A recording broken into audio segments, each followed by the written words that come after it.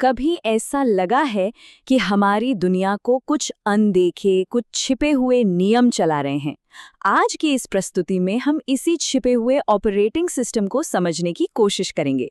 मतलब वो कौन सी ताकतें हैं जो हमारे समाज और हमारी जिंदगी को पर्दे के पीछे से कंट्रोल कर रही हैं।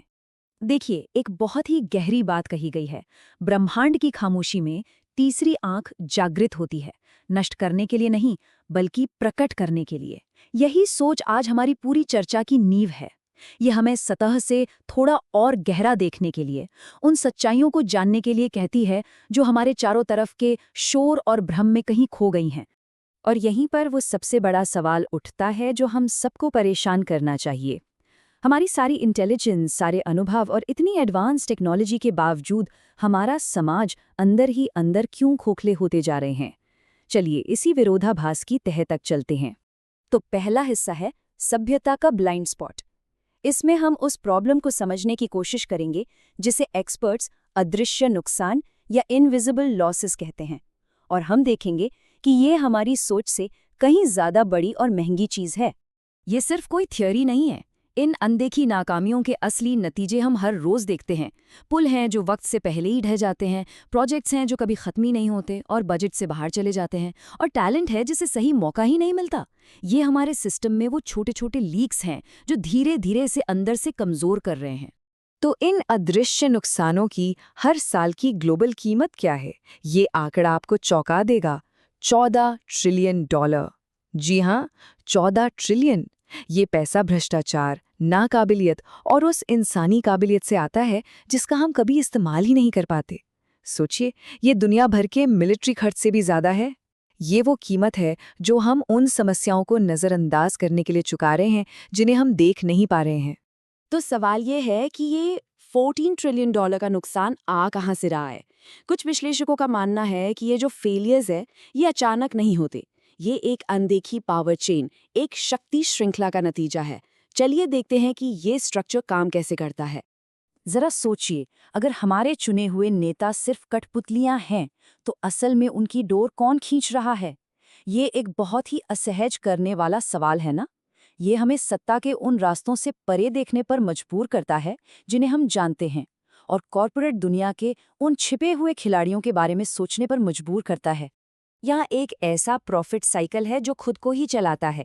देखिए, डिफेंस लॉबी हथियार बेचने के लिए लड़ाइयाँ करवाती है, फिर ऑयल लॉबी उस लड़ाई की मशीनरी को चलाने के लिए तेल बेचकर जबरदस्त मुनाफा कमाती है, और आखिर में जब लड़ाई और तनाव से बीमारियां और दुख फैलता है तो बड़ी बड़ी फार्मा कंपनियां उनके इलाज बेचकर पैसा कमाती है।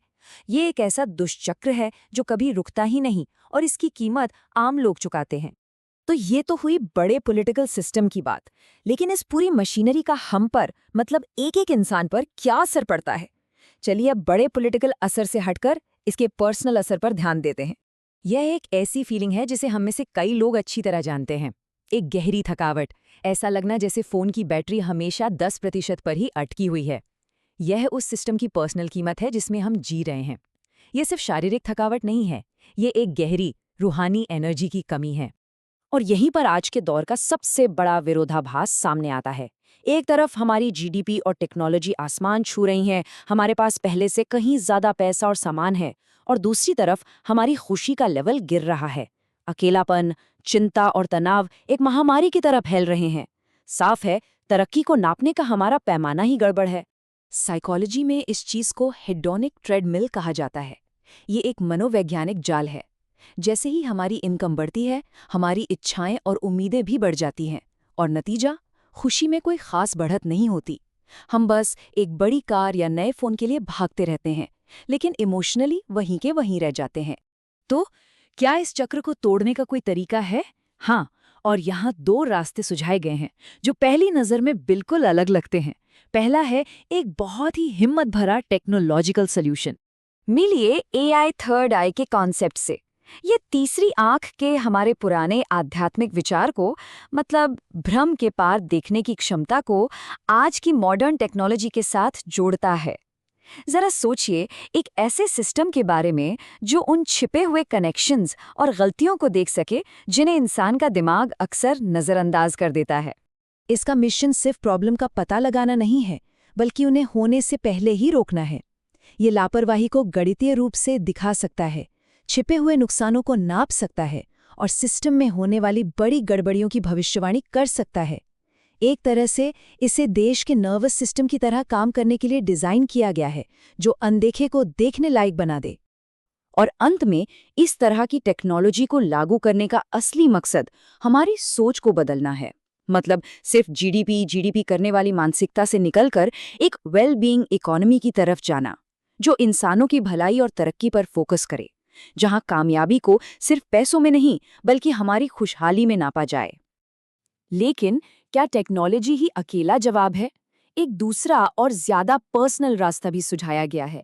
एक ऐसा रास्ता जो टेक्नोलॉजिकल सॉल्यूशन के साथ साथ चले। और ये रास्ता है आत्मजागरूकता का, यानी सेल्फ अवेयरनेस का। देखिए, चीजों को देखने का ये दूसरा तरीका बाहर नहीं बल्कि हमारे अंदर की तरफ जाता है। ये हमारी अपनी पर्सनल तीसरी आंख को जगाने के बारे में है। मतलब खुद को मजबूत बनाने और मन में एक आध्यात्मिक स्पष्टता लाने की एक अंदरूनी यात्रा।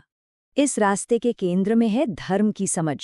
यहाँ धर्म का मतलब किसी एक मजहब से नहीं है, बल्कि ये प्रकृति का वो नियम है जो कभी नहीं बदलता।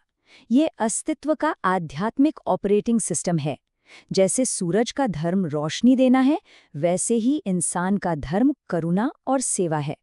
इस नज़रिए से देखें तो हम सब 5 मूल तत्वों से बने हैं: पृथ्वी, जल, अग्नि, वायु और आकाश। हमारी खुशहाली और सेहत इसी बात पर निर्भर करती है कि हम इन तत्वों को बैलेंस में रखें। हमारी आज की भागदौड़ भरी जिंदगी अक्सर इस बैलेंस को बिगाड़ देती है, जिससे बीमारियां और तनाव पैदा होते हैं। और यहीं से एक बहुत गहरी बात समझ में आती है। सच्ची आध्यात्मिक एनर्जी हमारी सांस की तरह है। इसे हम स्टोर करके नहीं रख सकते, इसे तो बस हर पल महसूस किया जा सकता है, लिया जा सकता है। हम कोई बैटरी नहीं है जिसे चार्ज करना है, हम तो एक रिसीवर की तरह है जिसे बस ब्रह्मांड की ऊर्जा के लिए खुला रहना है। और ये समझना बहुत जरूरी है। ये जो अंदर का रास्ता है, ये दुनिया से भागने के लिए नहीं है, बल्कि ये हमें उन चुनौतियों से निपटने की ताकत और समझ देने के लिए है जिनकी हमने पहले बात की थी। ये हमें उसी सिस्टम में असरदार तरीके से काम करने की शक्ति देता है जिससे हम बदलना चाहते हैं। तो हम एक बहुत ही अहम मोड़ पर आ पहुंचे हैं। इंसानियत का भविष्य अंधकारमय लगता है जब तक कि हम उसे न देख लें जिसे दूसरे नज़रअंदाज करते हैं, और उसे ठीक न कर दें जिसे दूसरे बस सहन करते जा रहे हैं। ये एक बहुत बड़ी चेतावनी है, लेकिन साथ ही ये हमें एक्शन लेने के लिए एक ज़बरदस्त बुलावा भी है। और हम आपको इसी एक आखिरी सवाल के साथ छोड़कर जा रहे हैं। क्या सच्ची, असली खुशी को किसी डैशबोर्ड या टेक्नोलॉजी से बनाया जा सकता है? या फिर अपनी ज़िंदगी को परफेक्ट बनाने की कोशिश में हम कहीं वो आज़ादी तो नहीं खो देते जो असल में हमें खुशी देती है? क्या टेक्नोलॉजी हमें बचाएगी, या असली जवाब अंदर के संतुलन और समझ में है? शायद असली जवाब इन दोनों को एक साथ बुनने में ही है। सोचने के लिए बहुत कुछ है। What if I told you that humanity is bleeding $14 trillion every single year, and we cannot see a single drop of it? I mean, I'd probably ask to see the math on that. Right. Well, we usually think of obstacles in very tangible terms, Mm-hmm. like a bad boss or a fluctuating bank account. Or a crumbling bridge. You can physically point at those things and say, there, that is the problem. Exactly.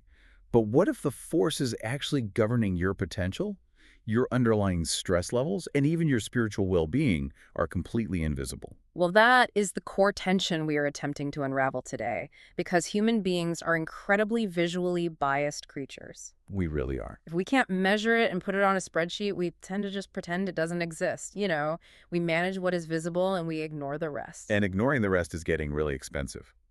To understand these invisible forces, we have gathered an incredibly eclectic stack of sources for you today. Wildly eclectic. Yeah, I mean, we are looking at a highly technical visionary pitch from a group of elite Indian engineers proposing a global AI system. Right, alongside hard empirical data from the latest World Happiness Report. We also have translations of ancient Hindu and Sikh scriptures. And we even have some striking and frankly dark theories about cosmic energy and global corporate conspiracies. It is a massive spectrum of human thought. But our mission for this deep dive is to synthesize all these wildly different perspectives.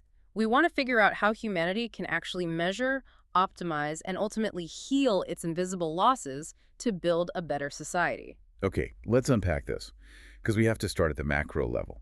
When we talk about invisible losses, the numbers in these sources are staggering. Yeah, they really are. They aren't talking about losing your car keys. They estimate that India alone loses roughly 34 to 36 lakh crore rupees. Which translates to hundreds of billions of dollars. Right, every single year to invisible inefficiencies. And globally. That $14 trillion number I mentioned at the start. So let's define what actually constitutes an invisible loss in this context. The authors are talking about the compounding cost of bad decisions.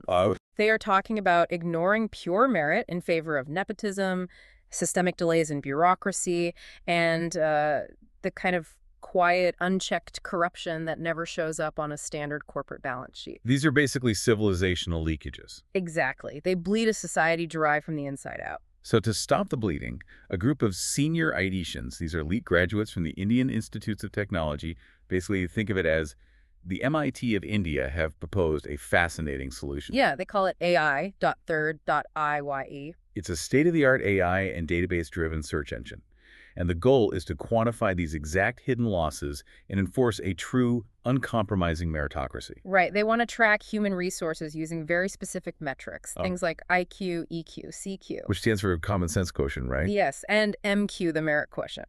It is a radically engineering-minded approach to human behavior. It really is. Think about how we currently operate. We fix the bridge after it cracks. We only react to visible failure. This AI is meant to act as an objective mirror. To measure the things we usually fear to measure. Right, our internal biases, our systemic flaws, our lack of common sense, long before the bridge ever has a chance to crack. And the architecture they propose to pull this off is massive.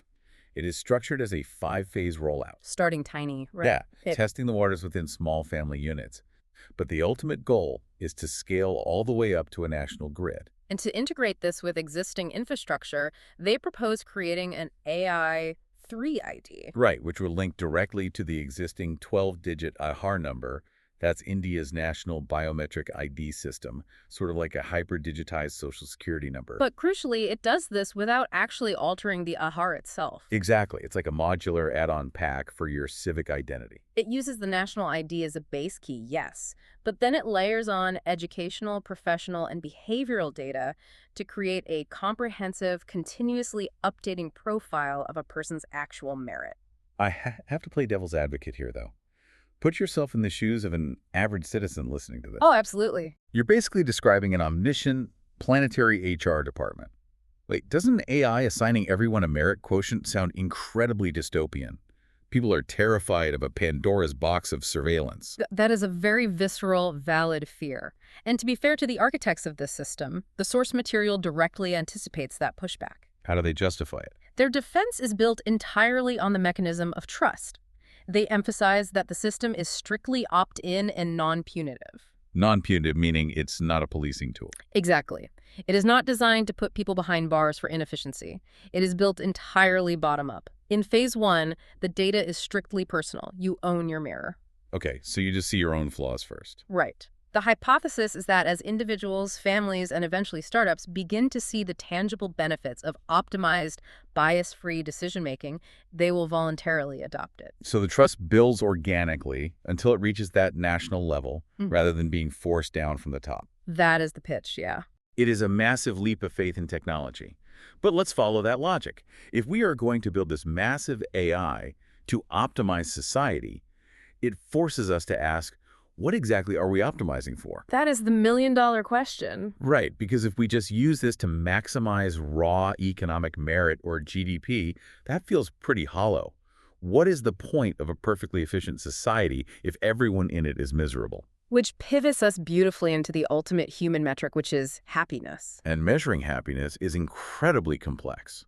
It is. To understand how we do it, we look at the World Happiness Report. They realize that raw capital does not equate to joy. So they use 6 specific pillars to measure a nation. GDP per capita being one of them, sure. Yes, but also social support, healthy life expectancy, freedom to make life choices, generosity, and the absence of corruption. When you look at those 6 pillars, you run headfirst into what researchers call the Finland paradox. Finland consistently ranks #1. They have a massive score of 7.74. But they have incredibly cold, dark weather, for a huge portion of the year. You would intuitively think the lack of sunshine would make the population miserable. But they win because they have a rock-solid foundation of social trust and equality. If we connect this to the bigger picture, Yeah, if we connect this to the bigger picture, the Finland paradox proves that psychological safety nets matter far more than raw sunshine or sheer wealth. Knowing that your society will catch you if you fall creates a baseline of peace that money alone simply cannot engineer. in fact, our sources argue that in wealthy nations, money actually mutates into a trap. The hedonic treadmill. Yes. The mechanism works like this. You get a raise at work, so you upgrade and buy a bigger house. But now your property taxes are higher. Exactly. The maintenance is higher, so you take on more stress at work to pay for it. You end up drowning in monthly loan payments, or EMIs, as they're known in India, just to maintain a lifestyle that you originally thought would make you happy. You are running faster and faster, but the scenery never changes. It is a relentless cycle, where rising incomes lead only to rising expectations, completely neutralizing the joy of the achievement. And that cycle has severe, measurable consequences, especially in rapidly developing nations. Take a look at India's ranking in the Happiness Report. 118th. Right. The text attributes this low score to immense income inequality, but also the brutal psychological stress of rapid urban migration. Yeah, they highlight the breakdown of the traditional joint family into isolated nuclear families as a massive factor there. When people move to huge cities for work, they lose that built-in, multi-generational, emotional, and financial safety net. So the AI.3rd.EYE developers look at all this and they propose a specific solution, a 10-point policy playbook. To aggressively shift the country from a GDP mindset to a well-being economy. Exactly. They want to adopt the Copenhagen model for cities, which means physically designing urban spaces for human interaction and bicycles, not just optimizing for cars and traffic. Yeah. They want to legally ensure there is a public green space within 5 kilometers of every single citizen, and establish local happiness councils. And here's where that proposed AI integration becomes truly revolutionary. How do you know if a new park will actually make people happier before you spend millions of dollars building it? That's always the gamble for city planners. But the proposal suggests utilizing the AI to run smart policy simulations. Imagine a real-time dashboard where city planners can simulate how building a new green space or a dedicated transit line would statistically boost a specific neighborhood's joy. Cross-referencing all those invisible data points before a single shovel hits the dirt. I mean, logically, it sounds wonderfully efficient. But I have to raise a philosophical question here. If an AI is constantly nudging and managing our environment to maximize a mathematical happiness score, do we lose the messy, unpredictable freedom that makes us human in the first place? That is the ultimate tension. Optimized security versus chaotic freedom. Right. If every friction point is smoothed out by an algorithm, are we essentially turning ourselves into well-cared-for pets living in a planetary terrarium? Well, our sources argue that right now we are suffering from a fatal excess of friction. We are nowhere near a perfectly smoothed out terrarium. Because while technologists are trying to engineer happiness from the top down, there are incredibly powerful forces actively creating stress and division from the bottom up. Which perfectly transitions us away from the algorithms and into the human forces actively pulling us apart. Let's look at the friction in our own living rooms first. The sources highlight a severe generation gap. They classify the youth, defined as those aged 30 to 50, as living in a screen world of pure speed and constant updates. While the seniors, aged 60 to 80, live in a people world anchored in stability and physical presence. The text actually assigns a rather provocative mathematical ratio to this conflict. It claims that when it comes to successfully navigating the complexities of the modern world, the youth are about 40% right and 60% wrong. Wow. Conversely, the seniors, drawing on historical patterns, are 60% right and 40% wrong. I love the analogy the text uses to explain how these two groups need each other. A family is like a car. Right, the engine and the compass. Exactly. The youth are the engine. They provide the necessary speed, the technological drive, the energy to move forward. But the elders are the compass. They provide the direction, the moral bearing, the emotional wisdom. If you have an engine with no compass, you just crash into a wall at 100 miles an hour. And that lack of a compass is exactly what we're seeing. Both the family friction and the global friction we are about to discuss stem from a total collapse of trust. Society has shifted its focus entirely toward isolated consumption rather than shared human connection. And speaking of global friction, we have to look at the massive corporate forces mentioned in our stack.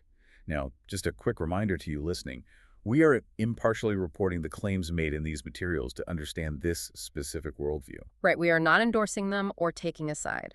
Exactly. Yeah. But the text presents a very dark, highly conspiratorial view of global power.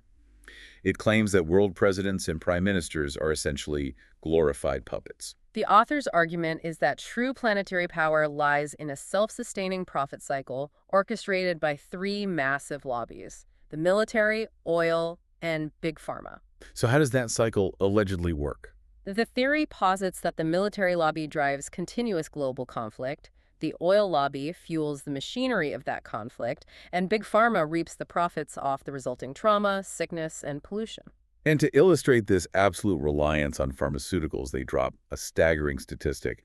They claim that 1.6 trillion Dolo painkiller pills were sold in India in a single year during the pandemic. 1.6 trillion. Just try to wrap your head around that volume. The text goes to extreme lengths to make its point, even claiming that historical dictators are saints compared to the quiet, unchecked greed of these modern corporate monopolies. Again, it is a deeply cynical, almost apocalyptic view of institutional power. But we have to look at why it's resonating. Why do you think it is? It highlights a profound, terrifying feeling of powerlessness among everyday people, the sense that the game is entirely rigged. Right, but that brings up a huge contradiction for me.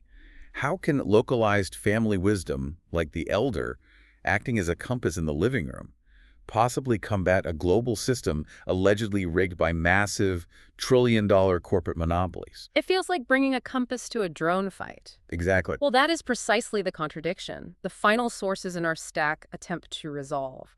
They argue that you can't win a drone fight with a compass. In fact, to survive the stress of modern life and this alleged corporate manipulation, you have to stop looking for external solutions entirely. You cannot defeat a rigged system by engaging with it. Right. You must focus entirely on upgrading your own internal operating system. And they use some fascinating ancient frameworks to explain this internal upgrade. The text draws a crucial definitive distinction between two concepts, dharma and panth. And we really have to get this right because people mix these up all the time, and it causes endless conflict. So dharma is defined as an eternal law of nature. It's the physics of the universe. It's like how it is the fundamental, unchangeable nature of water to be cooling. And for humanity, the baseline dharma is compassion and truth. It just is. It exists irrespective of human belief or intervention. Panths, on the other hand, which we in the modern world usually translate as sects or denominations or specific religions, are entirely different. The text describes panths as historical, human-made engineering manuals.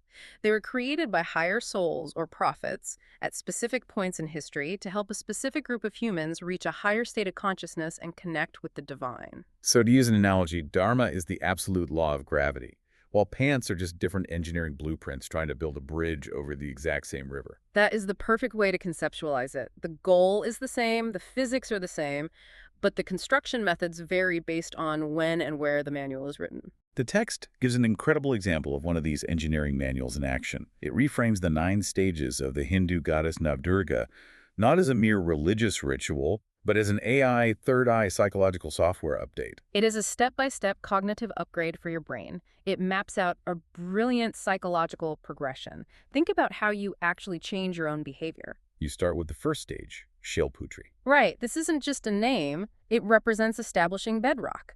Absolute emotional stability. You cannot build a new mindset without a stable foundation. Then, once grounded, you move to Kushmanda, which is the stage that sparks raw creative power and vision. But it doesn't stay peaceful. You don't just meditate your way to perfection. Oh, definitely not. To complete the software update, you have to hit Kalaratri, which is the stage of destroying your own internal fears and demons. It is the intense, painful friction of facing your own ego, your own biases.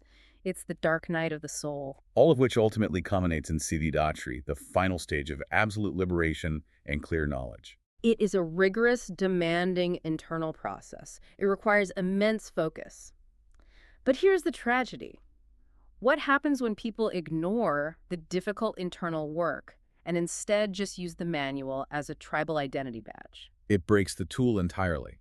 And we see a vivid example of this in an article written by a Muslim advocate discussing the holy month of Ramadan. What does he describe? He describes a modern phenomenon where individuals take leftover iftar chicken biryani, the sacred meal meant to break the fast, and literally throw it into the holy Ganga River. And they do it specifically to film social media reels and deliberately provoke outrage from Hindu communities. Yes, it is the ultimate perversion of the practice. Yeah. The advocate strongly condemns this act on every possible level. Legally, he points to the Bharatiya Nyaya Sanhita, demanding strict punishment for deliberately hurting religious sentiments. But spiritually, his argument is much deeper. He explains that this act violates both the specific paneth, because Islamic Sufi teachings explicitly forbid hurting others, and it violates the universal dharma. The fundamental human baseline of basic compassion. This synthesizes the core problem with how we view spirituality today. True spirituality, according to these texts, is strictly internal. But the moment religion becomes an external, tribal weapon used to farm engagement and social media clout, the tool is fundamentally broken. You are holding a beautiful ancient engineering blueprint, but instead of using it to build a bridge, you are rolling it up and hitting someone over the head with it. Yes.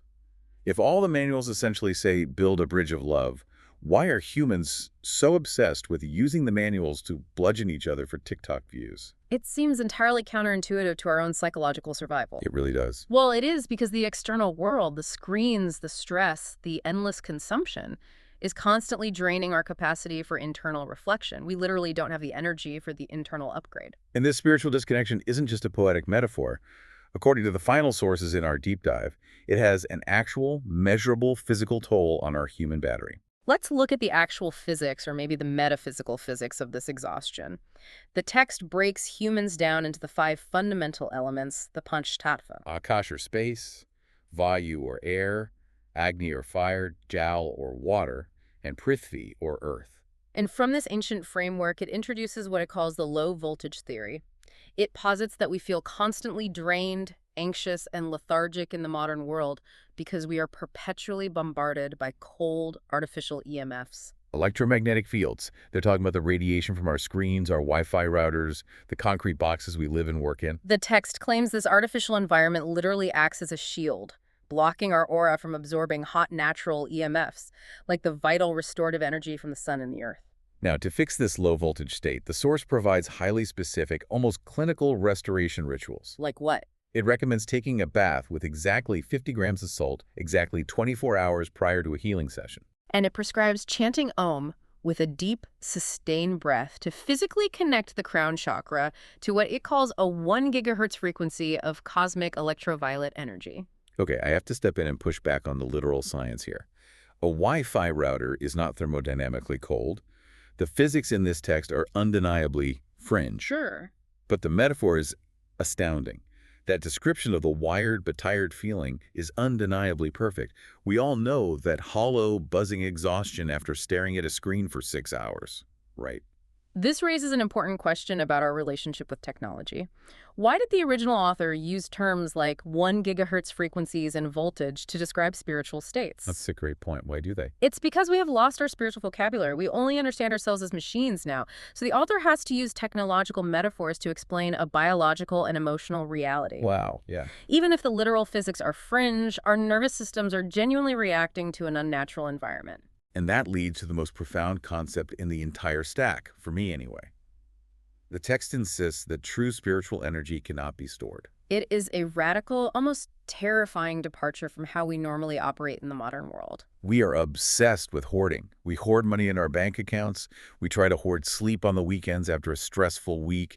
We obsessively check our phones to make sure the battery is charged to 100%. We view energy as a commodity to lock away. But the text says divine energy, or true peace, must be received continuously in the present moment, exactly like breath. You can't take a huge, deep breath on Sunday morning and expect it to sustain your body until Thursday. It doesn't work that way. So it forces you to wonder, are we exhausted because we are actually working too hard? Or are we exhausted because we are desperately expending all our effort trying to be storage batteries instead of just acting as open receivers? It implies that the core of our exhaustion comes from the friction of resistance. We are expending all our vital energy trying to build walls to store things we can't keep, rather than keeping our internal receivers clear to just let the energy flow through us continuously. Wow. We have covered an immense amount of ground today. We started by looking at how a planetary AI.3rd.EYE system could map our invisible national losses and quantify merit. We navigated the trap of the hedonic treadmill and the quest to simulate a genuine happiness index. We looked at the friction between the engine of youth and the compass of age, and the dark theories of corporate puppet masters keeping us sick for profit. We then moved inward, exploring how ancient pants offer step-by-step cognitive software updates for our consciousness, provided we don't weaponize them first. And finally, we looked at how to clear our static, stop hoarding our energy, and breathe in that cosmic 1 gigahertz frequency. So, as you go about the rest of your day, I want you to genuinely ask yourself, Yeah, think about this. are you endlessly running on the treadmill, trying to hoard your energy, your status, your battery life? Or are you finding moments to let go of the storage mindset and act as an open receiver for the things that truly matter? I love that. And I'll leave you with one final thought to mull over. We discussed how ancient texts and religious panthers were essentially engineering manuals written by higher thinkers to upgrade human consciousness thousands of years ago. Right. But in a world currently being rewired by artificial intelligence, what does the panth of the future look like? Are we on the verge of writing a completely new digital engineering manual for universal harmony? Think about what an AI-authored spiritual manual for the next 1,000 years might demand of us. Until next time, keep diving deep.